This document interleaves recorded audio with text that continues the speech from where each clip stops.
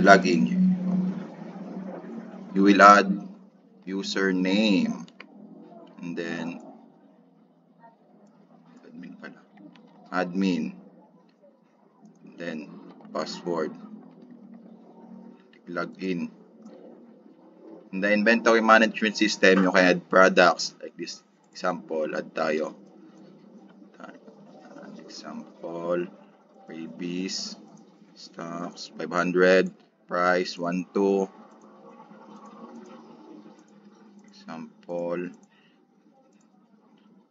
638, 638, January 20,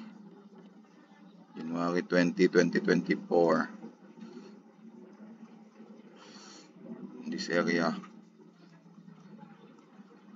Submit. Okay. Pupunta po yan dito.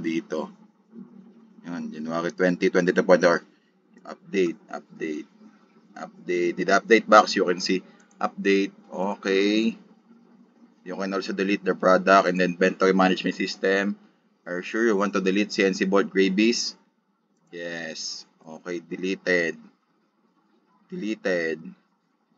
Pwede din po pag nag-add dito, ang pupunta yan dito sa database.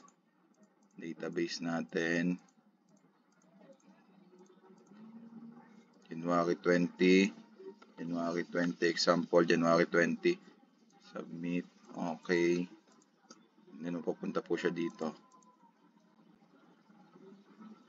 Ganun lang po kadali. Alfonso Raimundo. Delete natin. Delete. Sure you want to delete? Yes. Delete. Alfonso Raimundo.